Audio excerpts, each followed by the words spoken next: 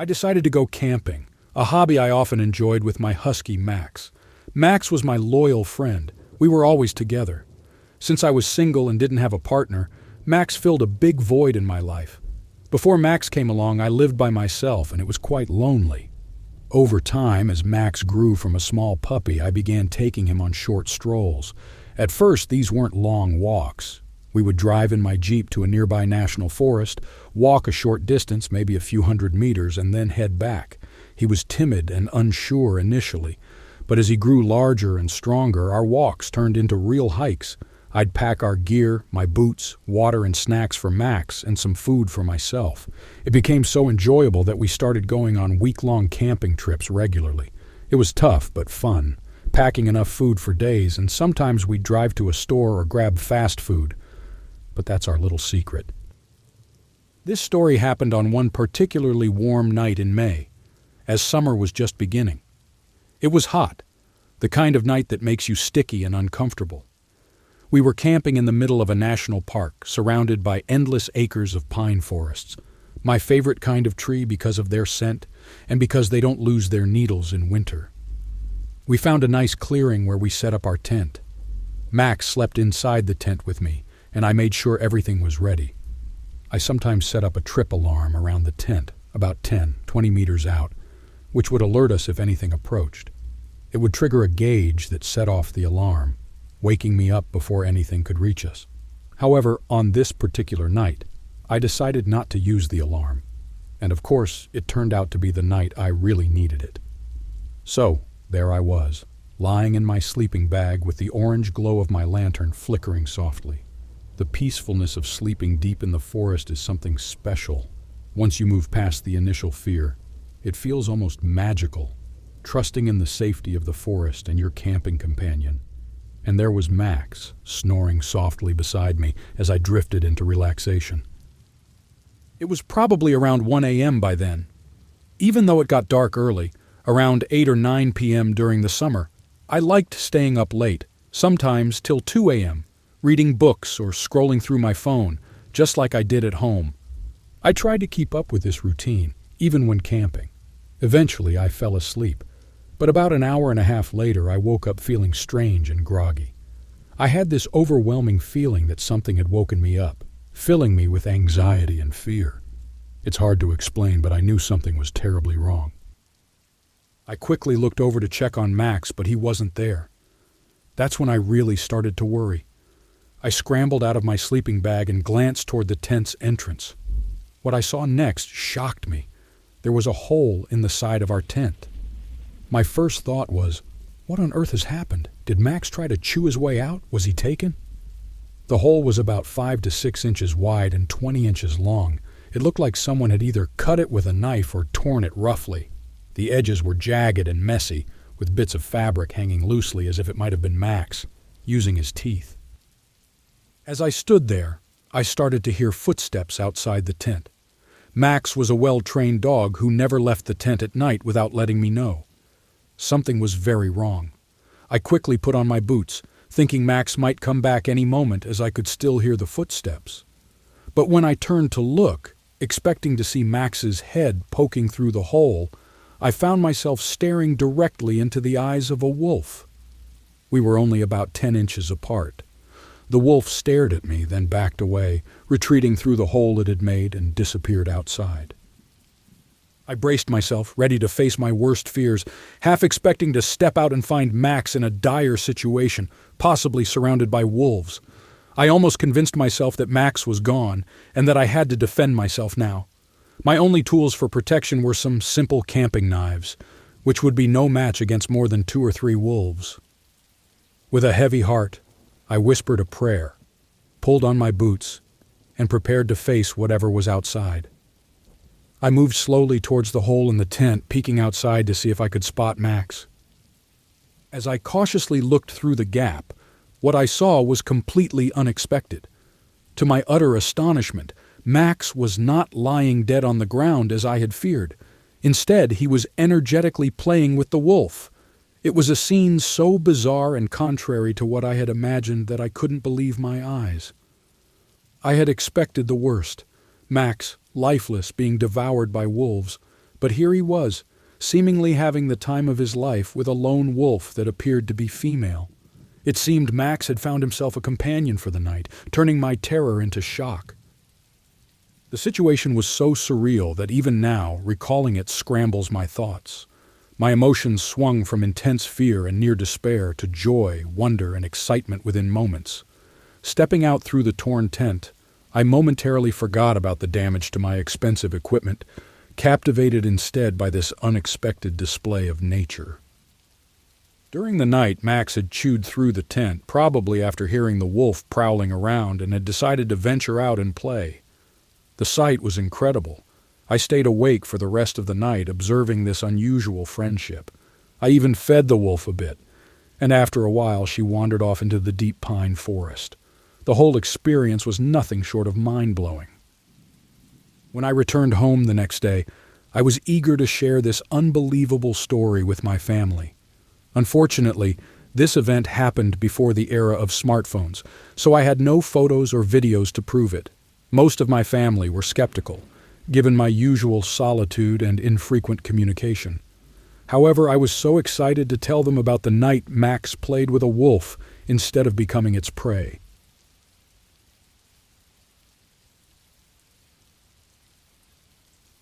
I once stayed in a small wooden house by a river in Montana. The house had one side that was nearly all glass, with no curtains or anything to cover the windows.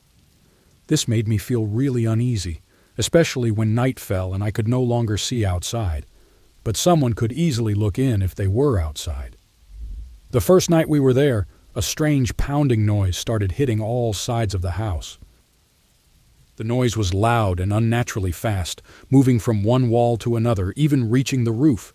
Occasionally, the gas fireplace would suddenly blaze up brightly and then die down. The TV would flicker on and only show static. It was all very strange and scary. At night, we would also hear soft whispers, because I was too frightened to sleep without any light. After that first night, we left the hallway light on and tightly shut and locked the bedroom door. Soon we began to see shadows moving under the door. That was too much for me. It felt like the house itself was turning against us. We didn't know what was wrong with that place, whether it was just badly made, making the structure creak and scare us, or if someone was actually playing tricks on us. But seeing those shadows under the door was the final straw. We decided to leave immediately. Camping can be fun, but you really have to be careful about choosing your spot. You don't want to end up having to flee in the middle of the night or scare yourself so much that what was supposed to be a fun trip turns into a nightmare.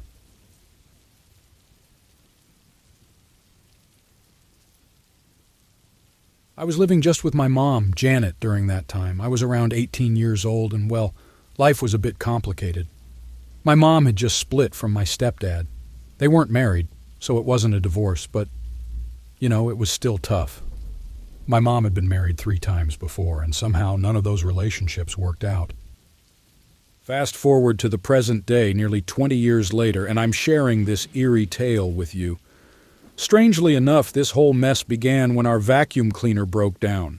We were tight on money, and even though our old vacuum was a pretty decent model, probably worth $300 to $400 today, we couldn't afford a new one like that. Despite our tight budget, my mom insisted on getting another high-quality one, so I turned to Craigslist to find a used one that wouldn't break the bank. There were plenty of ads for good-quality second-hand vacuums not far from us. I figured I could just call these sellers, arrange a time to pick up the vacuum, pay them, and make my mom happy again. She was obsessed with keeping the house clean, and when the vacuum broke, she lost it over nothing. Luckily, I found a decent one listed for about $40, similar to our old one, or at least it looked similar. I showed my mom the ad, and she seemed relieved, thinking it was a good find. I messaged the seller, a lady named Sarah, who lived in a remote part of the countryside in Oregon, about 2 miles from us. We agreed to pick up the vacuum on Friday night at 6 p.m. It was winter, so it was already dark by that time, but I felt safe since my mom would be with me. Despite her shortcomings in relationships, she was my rock, always there for me, and I really was a mama's girl. But as we drove to Sarah's place that evening, I felt a chill run down my spine. Her house was way out in the middle of nowhere, down a long gravel road that split off a secondary highway. It was the kind of road where only rough, rugged vehicles usually go, surrounded by fields and dense woods. My mom stopped the car at the end of a long driveway, telling me to go on while she turned the car around.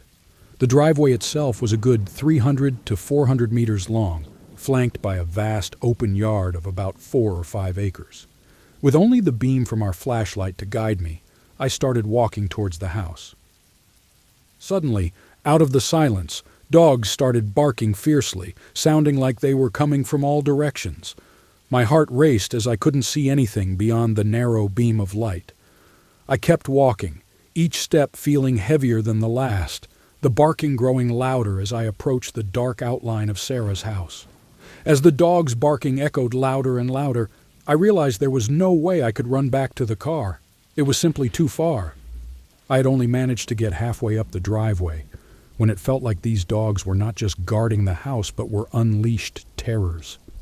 In a panic, I spotted a tree at the bend of the driveway and without a second thought, I clambered up it like a scared cat. My legs and arms moved frantically as I hoisted myself up the branches. The dogs beneath me were menacing and their barks thunderous. I think they were pit bulls, or at least they had that fierce look about them, clearly not just playing. I managed to swing myself onto a branch about a meter off to one side of the trunk. The tree seemed to be an old pear or maybe apple tree which had lost all its leaves in the cold of winter.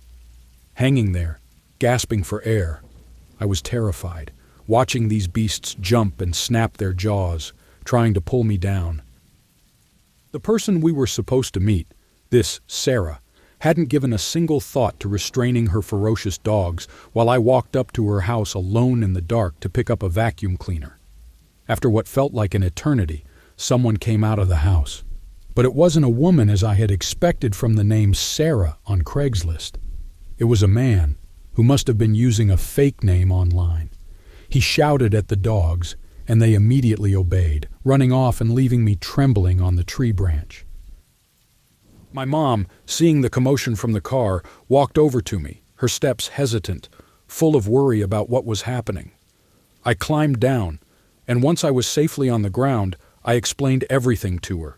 She was furious, confronting the man who had pretended to be Sarah. She was so upset that she almost decided we should leave without the vacuum, just to make a point about the reckless situation he'd put us in. But the reality was, we needed that vacuum. My mom's need to keep our home clean was almost obsessive, driven by her anxiety and the need for control over her environment. After she argued with the man for a good 10 minutes, he finally seemed to understand the seriousness of the situation and apologized. He brought out the vacuum, demonstrated that it indeed worked, and we handed over the cash. It came in a box, which was a relief, making it easier to transport. I walked back down that long driveway, the horror of the evening slowly settling in. If it weren't for my quick reaction to climb the tree and the physical agility I had back then, those dogs could have seriously injured me. Some guard dogs might show aggression just as a warning, but the way these dogs acted was beyond intimidating. It was downright life-threatening.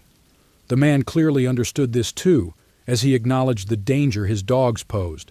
If things had gone differently, those dogs might have been put down for attacking me. My mom made sure the man knew just how reckless he had been, potentially saving others from a similar or even worse fate in the future.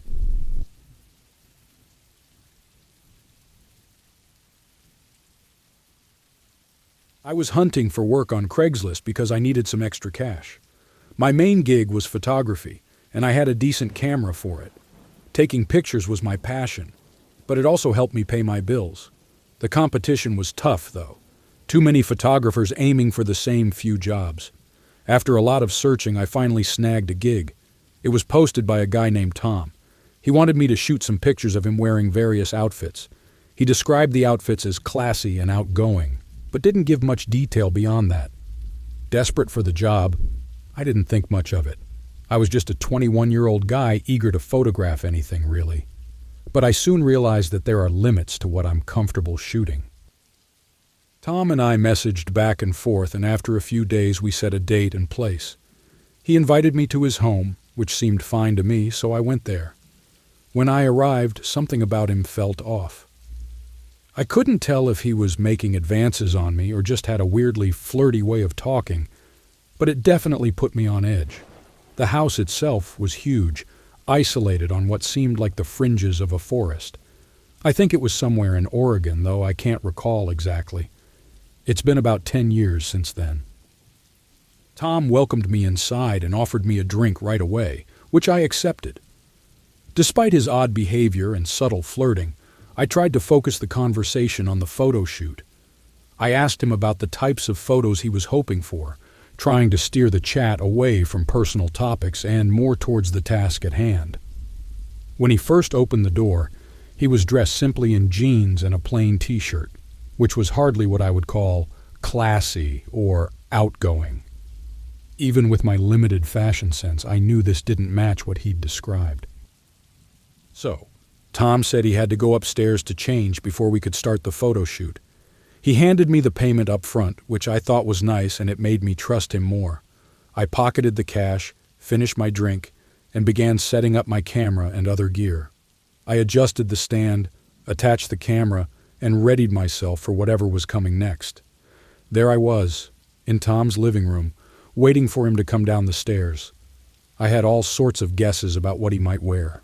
A fancy suit, or maybe even a tuxedo, something that matched the classy description from his ad.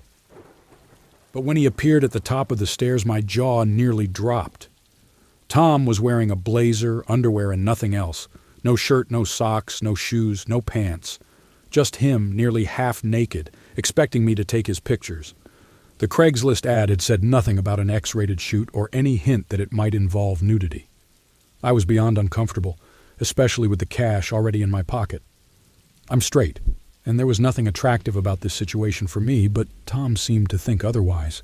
He started posing around the room in odd, exaggerated ways, repeatedly asking me to take his picture while mentioning these were for his personal collection.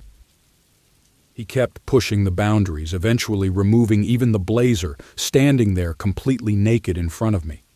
At that point, part of me wanted to just hand back the cash and run out the door, but there I was, trying to look anywhere but at him, yet unable to completely avoid seeing what was in front of me. It was the most uncomfortable and weirdest job I had ever taken. Tom was kind in a strange way, but he was definitely odd and creepy, and he seemed convinced I was enjoying the scenario. Needless to say, after that day, I never looked at Craigslist for photography jobs again.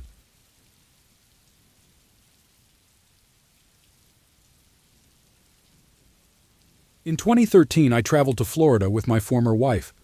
We booked a room at a Best Western hotel in Miami for 11 nights. It was an enjoyable visit.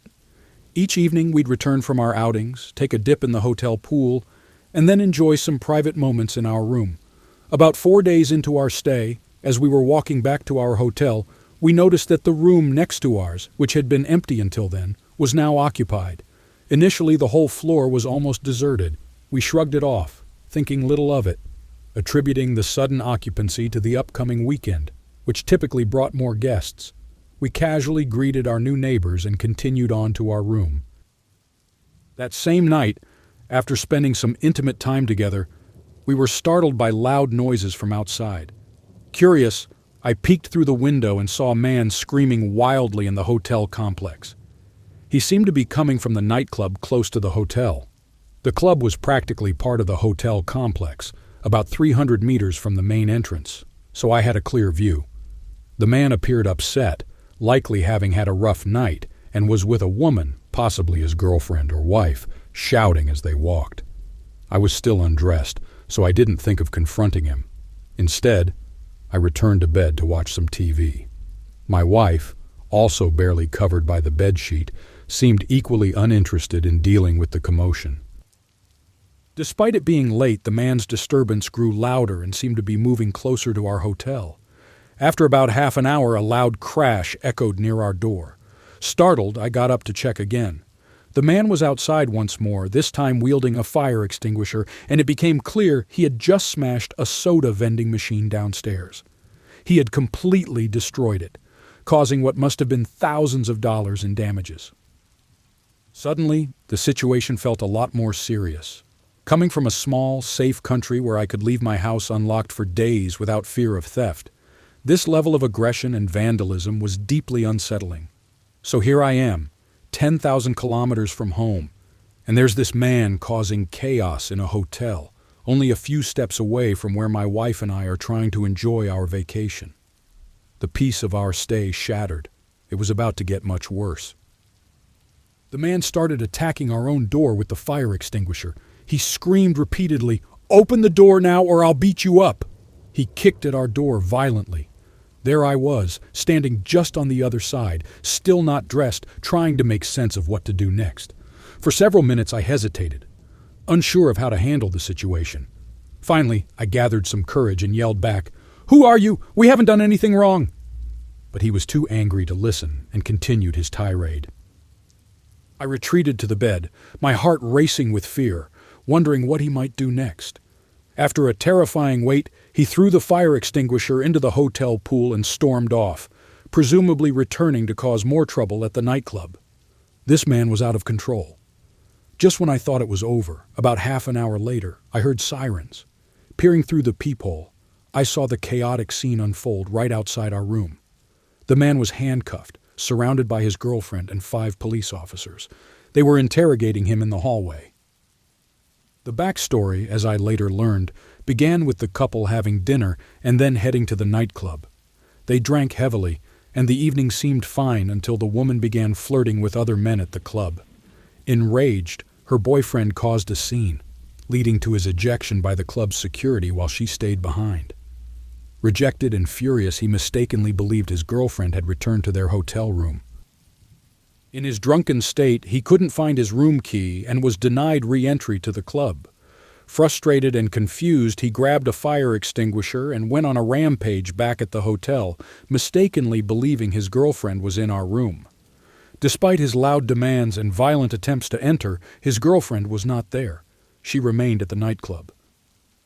The hotel staff finally called the police after nearly 2 hours of non-stop chaos. The next morning, we woke to find a vending machine destroyed, a fire extinguisher floating in the pool, and our door badly damaged. The hotel manager, in an attempt to apologize for the night's events, offered us a complimentary 2-day extension on our stay. The ordeal was far from what we had expected on our peaceful getaway.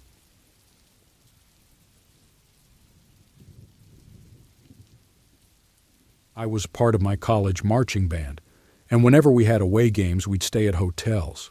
This time, we were in a rather dodgy hotel in Washington, right beside an adult store and with a Denny's across the street. As bored college students and band members, our main activity was just hanging out and drinking.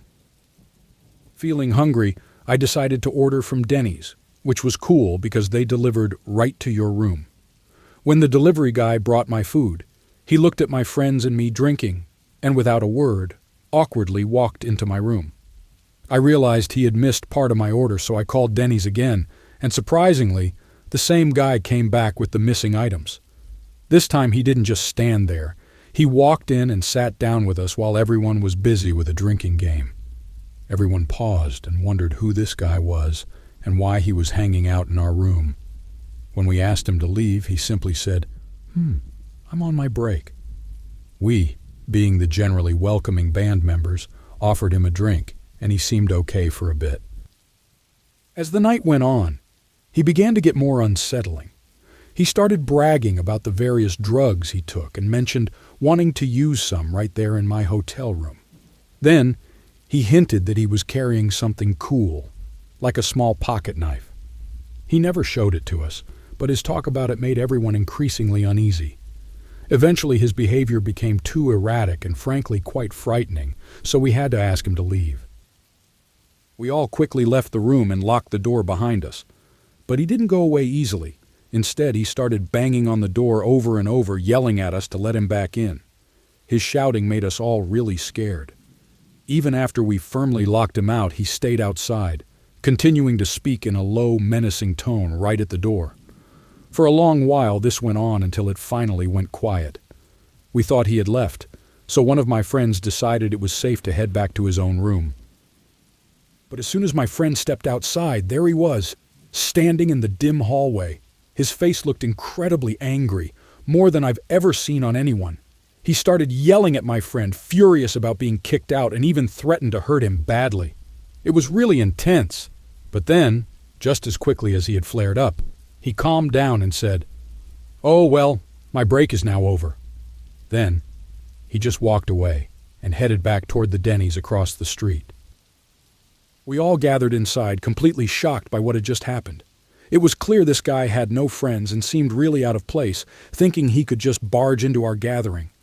None of us knew who he was. It was just so strange and frightening. We tried to settle down, but the eerie feeling lingered, leaving us questioning the safety of our surroundings.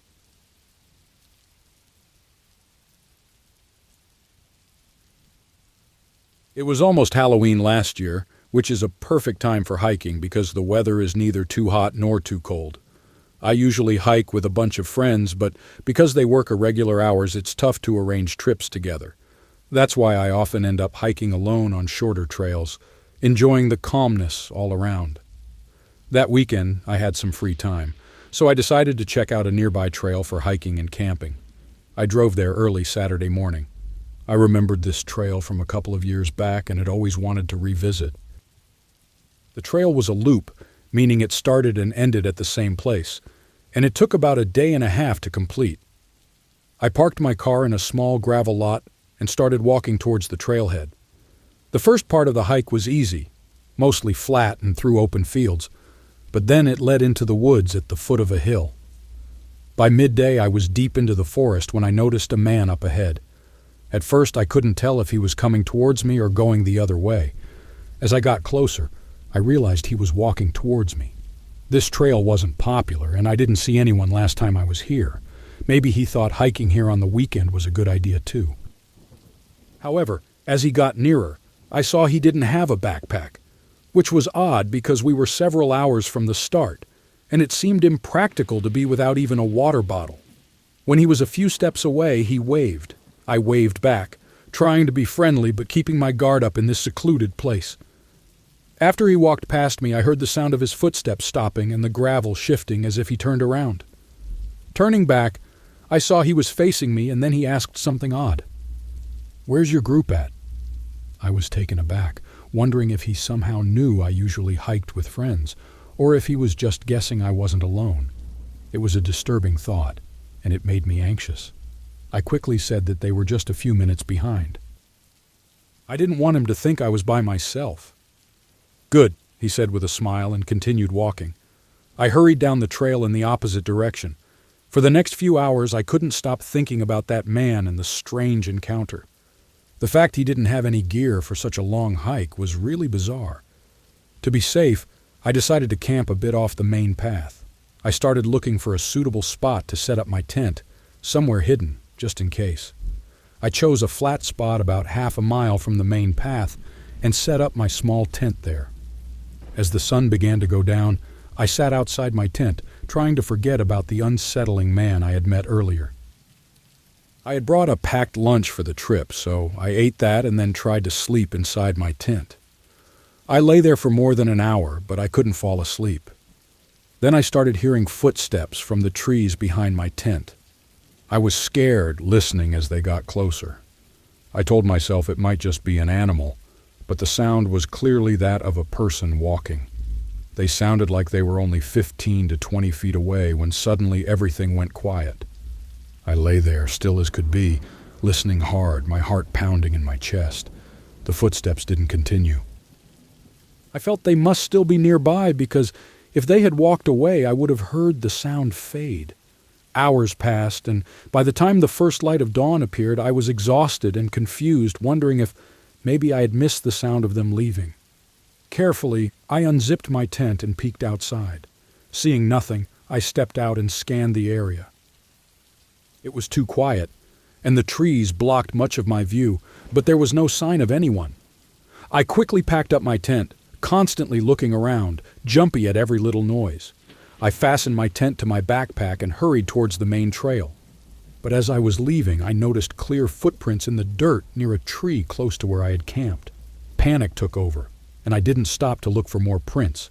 I ran to the trail. Now truly frightened, aware that someone might be following me in this remote forest, I headed back along the path I came. It might have been faster to keep going forward, but I felt that the stranger might expect that, so I turned back. Thankfully, I reached my car by evening without further incident. I later shared what happened with my friends, and they agreed I was lucky nothing worse occurred. I reported the incident to the police, but they couldn't do much. From then on, I've been much more careful, hardly ever hiking or camping without my friends. I still wonder about the man's intentions and hope no one else encounters him.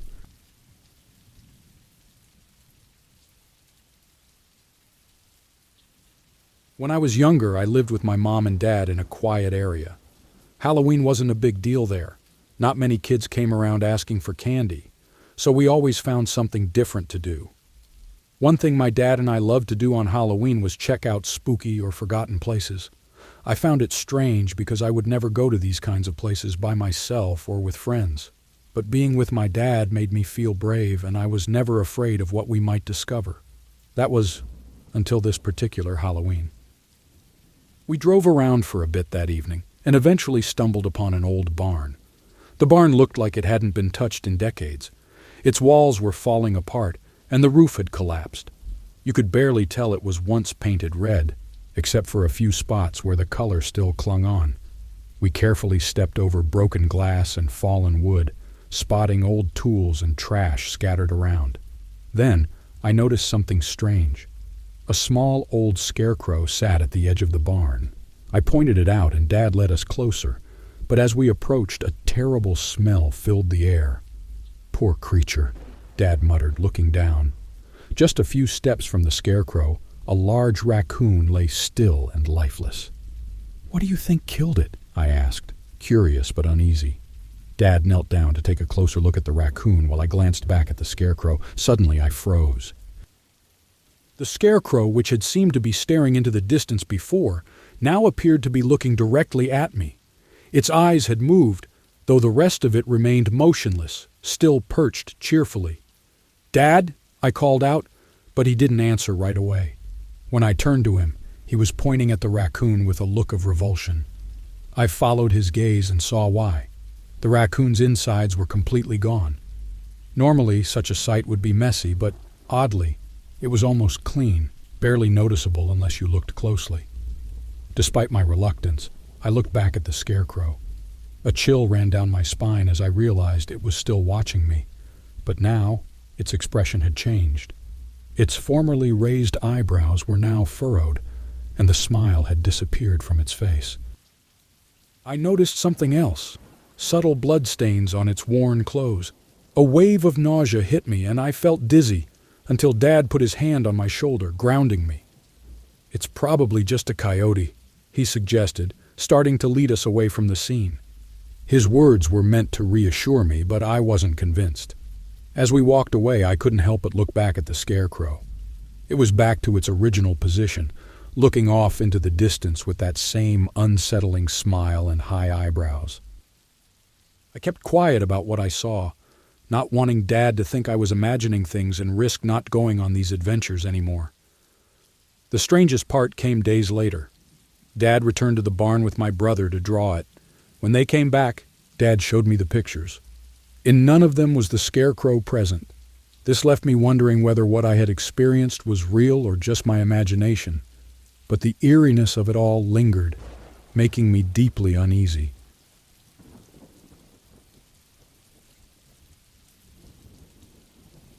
This eerie experience happened to me 2 years ago. Most people might think of lockdowns as something that happens in schools, but for me, it unfolded during a night shift at my retail job. I was working in a suburb north of Chicago named River Grove. The day began like any other, with me handling the usual closing shift duties because I had classes during the day, wrapping up around 10 p.m. By mid-afternoon, my co-workers started buzzing about news reports of riots breaking out in downtown Chicago.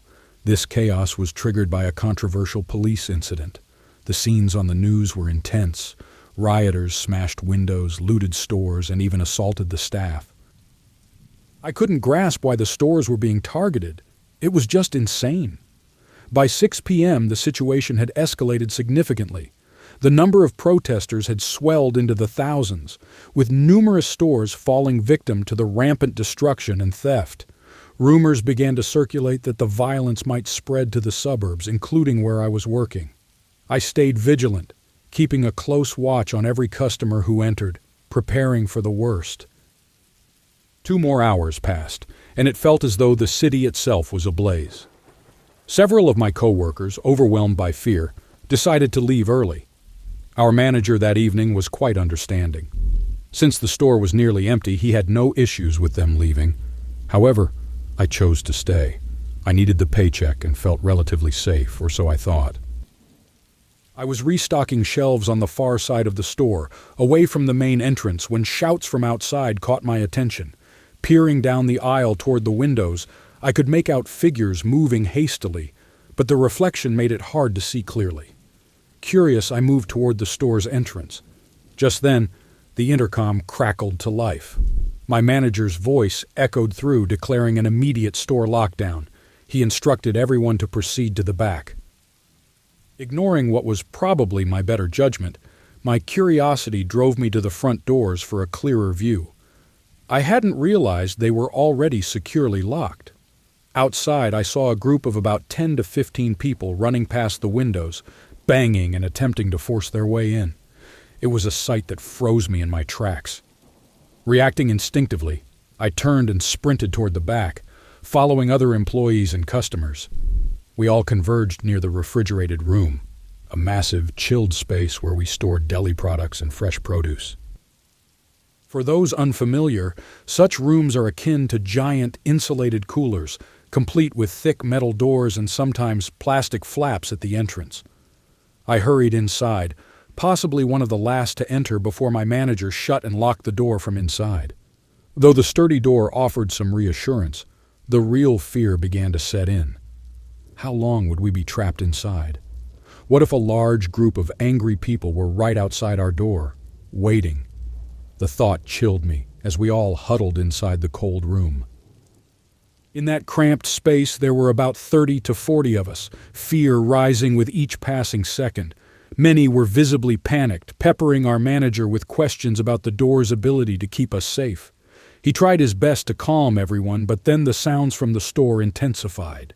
The noise of items crashing to the floor, coupled with distant screams and shouts, filled the air. Experiencing these sounds in person was nothing short of horrifying.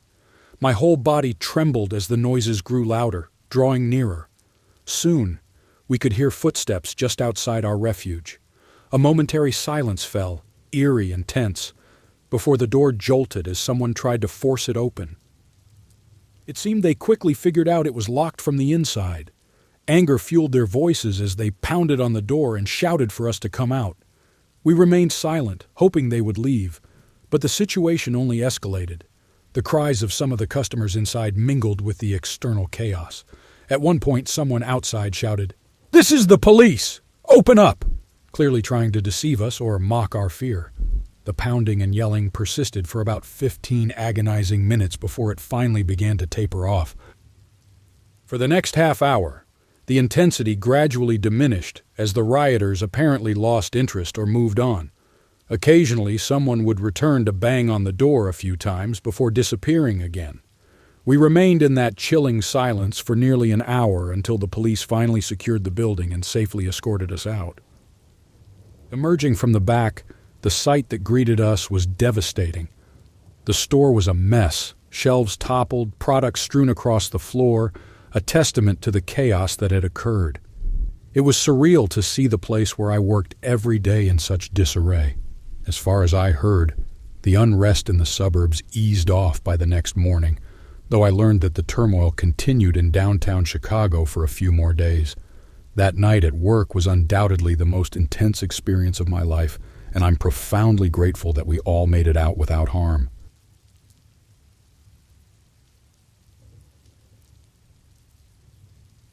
This happened not long ago, during my second year in high school. Firstly, It's important to know that I attended a very large public high school renowned for its many students and high number of graduates each year. In my school, each grade had more than 1,000 students, and there were about as many teachers and other staff members. So, on any given day, there were roughly 5,000 people inside the school. The day started like any other. I went to my morning classes, had lunch, and then began the afternoon sessions. I was in my physics class, and we were working on a project outside the main building. I needed to use the bathroom quickly, so I asked my teacher if I could go inside, and she said yes.